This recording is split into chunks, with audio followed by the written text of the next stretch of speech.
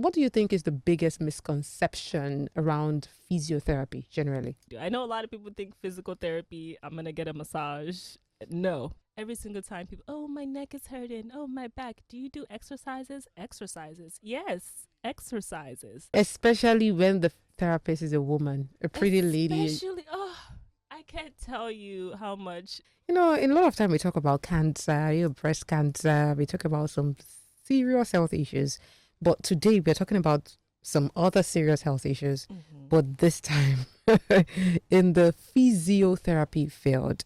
My guest is Dr. Mufti Jokomba, a Nigerian American physiotherapist who has been featured on several platforms. She graduated from Howard University, Washington, D.C., with magna cum laude as well as Doctor of Physical Therapy degree from South College School of Physical Therapy. I know that you majorly practice in the US, Right. but how familiar are you with the Nigerian environment when it comes to physical therapy? Right. So since I moved, I made it my priority to give back. So because I was born in Nigeria, one of the first things I did was go back to the hospital where I was born, and I actually volunteered at that hospital as a physical What therapist. hospital is that? Arunogo in Ibute. You can look it up. It's our family hospital. We know the owner of the hospital. He's been my family doctor for years. So when I came back and I told my mom to reach out to him, she was like, of course, I would love to have you back. So I went back, I practiced there, and I volunteered there for a bit. And then I've met some other physical therapists here and there, some that work in hospitals, some that own a private practice, just a little bit of everything. So I have a fair understanding of what physical therapy or physiotherapy in Nigeria looks like. What do you think is the biggest misconception around physiotherapy generally? First of all, we're not masseuses. I'm going to say it again. We are not masseuses. The job of a physical therapist is to not give massages. That's not what we do. I know a lot of people think physical therapy, I'm going to get a massage. No. Especially when the therapist is a woman, a pretty lady. Especially, oh, I can't tell you how much every single time people, oh, my neck is hurting. Oh, my back. Do you do exercises? Exercises. Yes, exercises. Don't get me wrong, manual therapy is a huge part of physical therapy Okay. and just healing, because a lot of times what's usually causing you pain is maybe there's some misalignment in your body. Maybe your spine is a little rotated more than it should be. Maybe it's a little moved more than it should be. Now, that's what manual therapy would do, will come and help you fix that. Now, the important part is to follow it up with exercise, because if you don't follow it up with exercise, it will just go back to being rotated. So if you get manual therapy, it feels really good. It feels great. You don't do exercise. Within a couple of weeks, you'll go back to having your pain.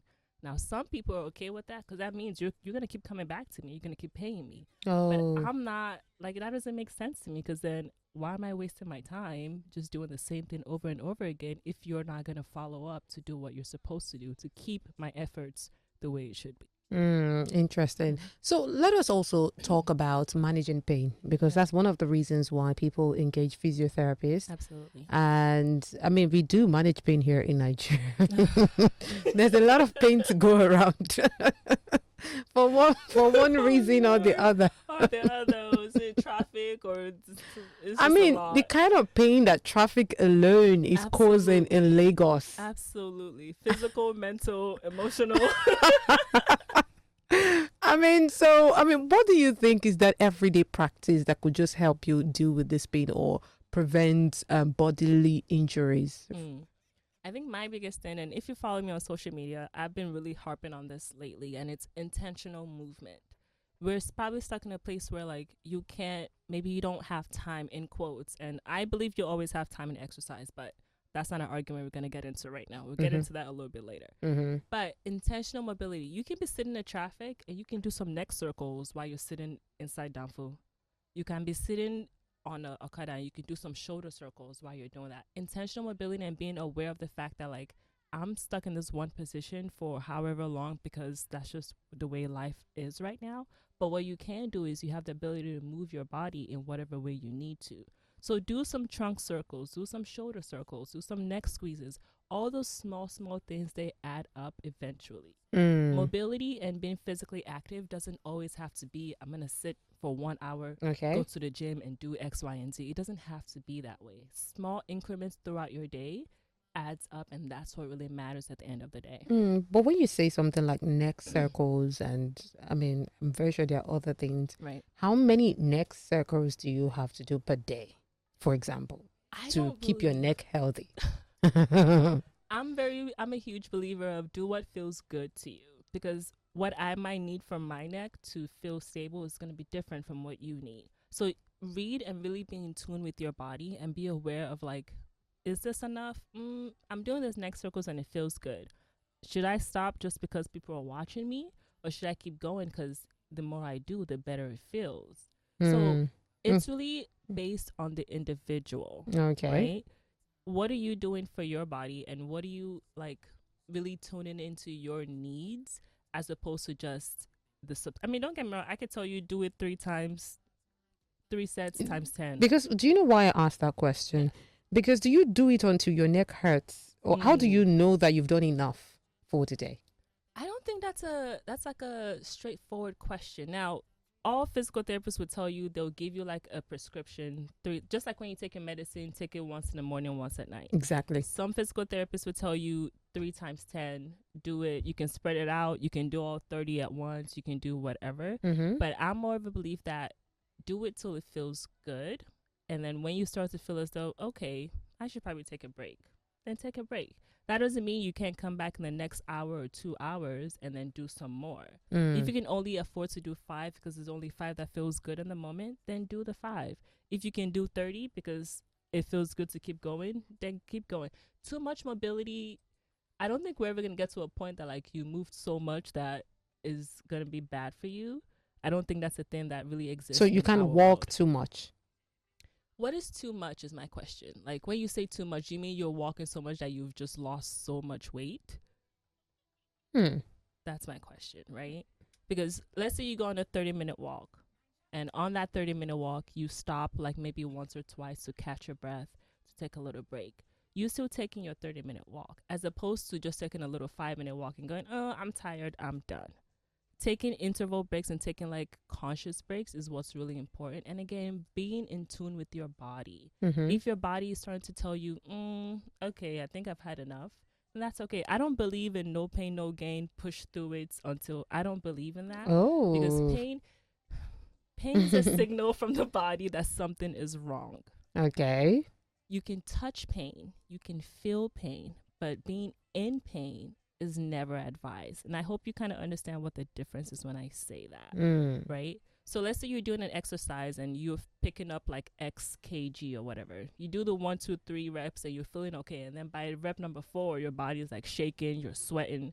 Some people will say, oh, push through. That's how you know you're gaining. No, that's your body telling you, okay, you've done enough. Take a break and then come back. Okay, let me bring in something that is a bit more relatable. Recently, I started to do exercises again. I've always been an exercise person. Okay. I mean, I can tell. Yeah, okay. But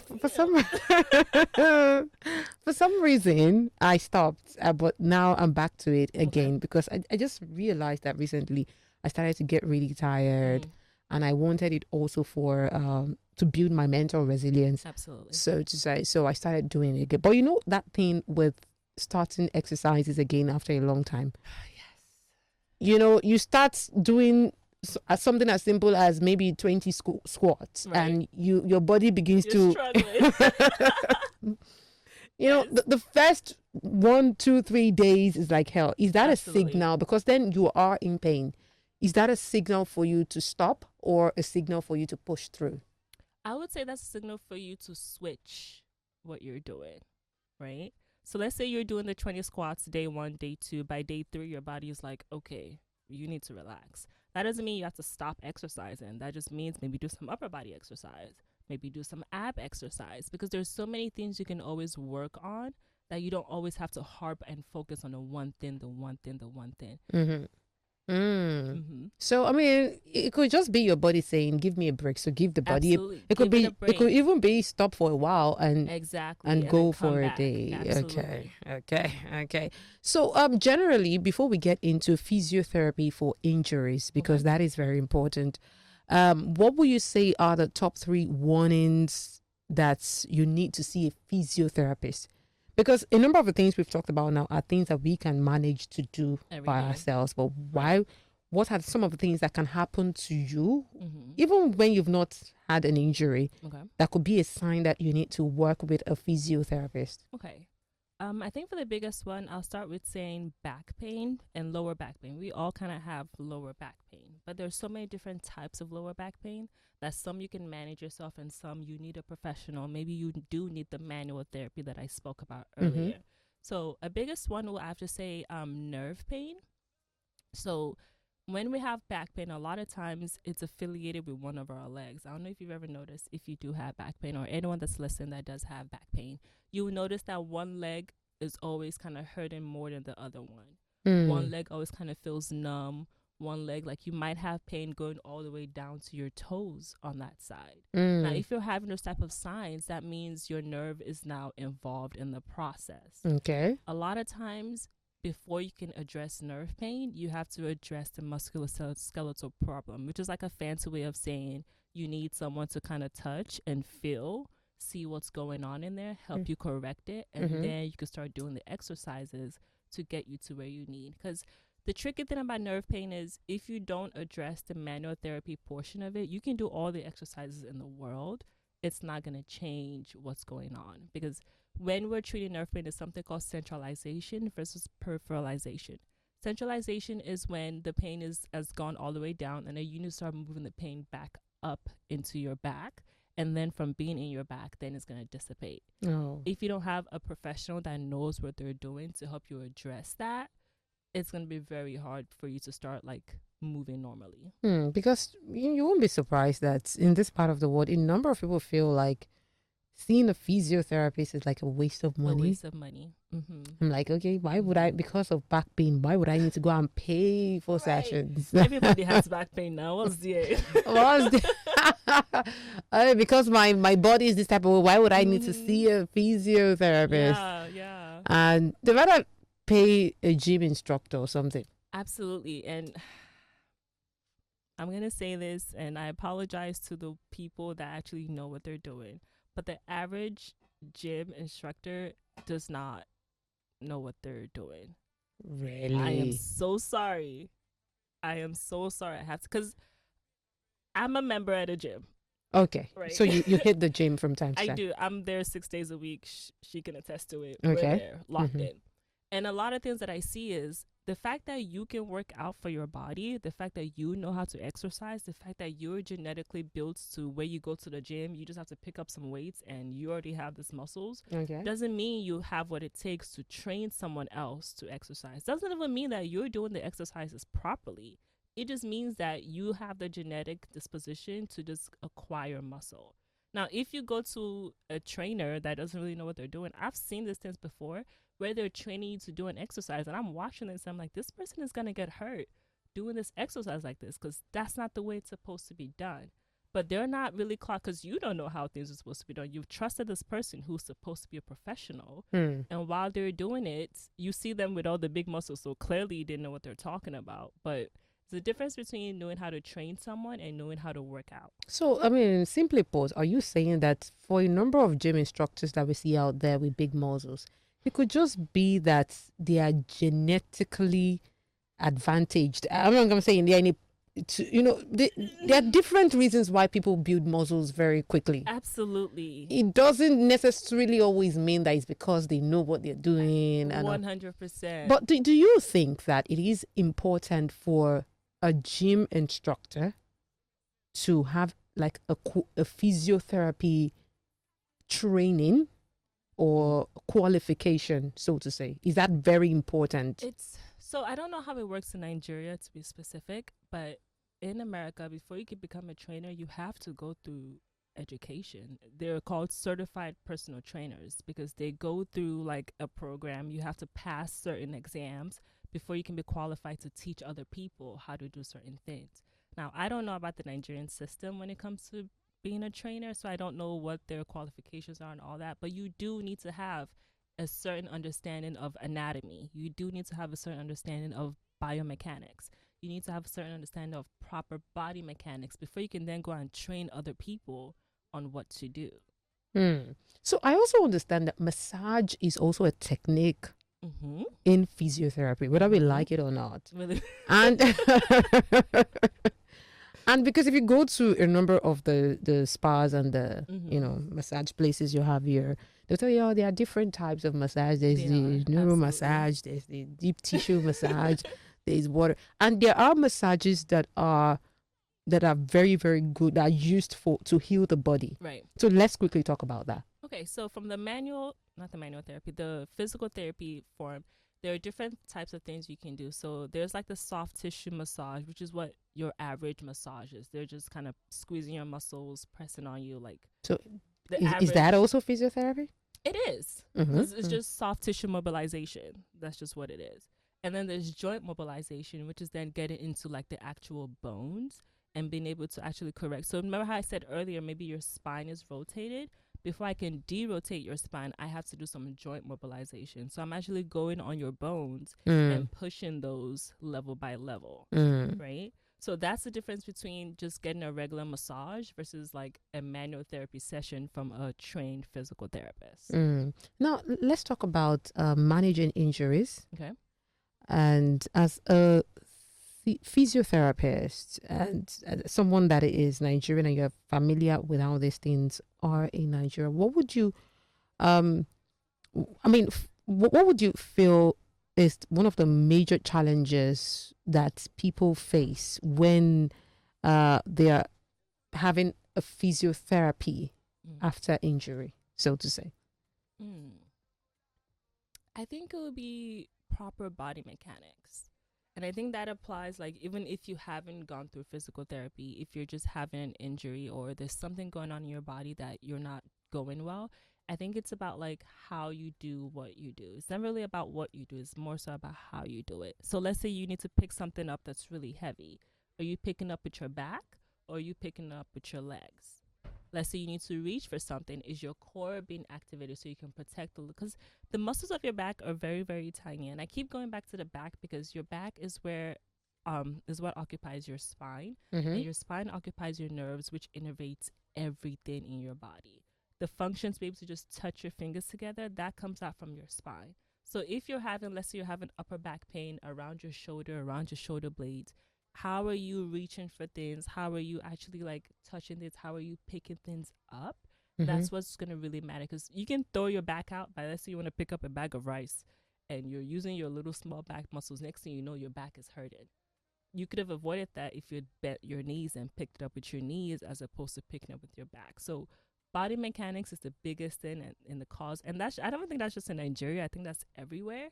Body mechanics is the biggest cause of injury with people. We now live in the technology, this is the best we've known about technology. Now we're talking about virtual therapy sessions. People now, digital physiotherapy, telemedicine and all of that. What's your take on that? Do you think it is possible for technology to replace having like a physical therapist, like a physical physiotherapy? For some people, they have pains, they quickly go online, they Google, it tells them what to do, they replicate it. Do you think that helps, especially for people who can't afford therapy sessions? What are your thoughts on this? I feel like it's a little bit of both, because I personally recommend my patients, like, I'll send you YouTube links, go watch this video, I'll send you Instagram links, this person is doing this exercise that I think is really good and might help you X, Y, and Z. But the nuance is the difference between the manual therapy and the actual just exercise / stretches. Because you can watch all the exercises you want, but if you don't have someone that can actually physically go in there and correct something, because like I said earlier, maybe something is not the way it's supposed to be. You need someone to help you correct it, and then you can go on and do your exercises, do your stretches to help you keep it in that way. I love telemedicine. My mentor, my physical therapy mentor, he is a huge advocate of telemedicine. We get on calls all the time and like we go through things, but there's only so much you can do online as opposed to having someone physically there to help you. So you need to have a balance of both if you want the optimal care. And this is more like it as well. Artificial intelligence has also gotten in the picture. Me and ChatGPT are friends, I won't lie. Do you think it is doing more harm than good? Or do you think it's doing more good than harm? Or it will do more harm than good with the way it's going? With the way it's going, especially in the physical therapy realm, I think unfortunately it might do more harm than good because people will think they can just cut out like the need of a physical human person to Mm. do some things from you. And yeah, you can do a lot with intelligence and with technology, but again, that human aspect of it, because I'm going to tell you right now, Chat GPT and all the online things, it's all based off human intelligence. Yeah. There is a professional that has uploaded and that they have contracted, they have paid to give them all the knowledge that they have to put into their system. Mm. But guess what knowledge that can't be put is that physical nuance, that physical touching, that physical like assessing, Mm-hmm. and that empathy that you have from a physical person. Because there's a different thing between just touching and like actually pouring into the person that you're working with, like emotionally, mentally, and spiritually as well.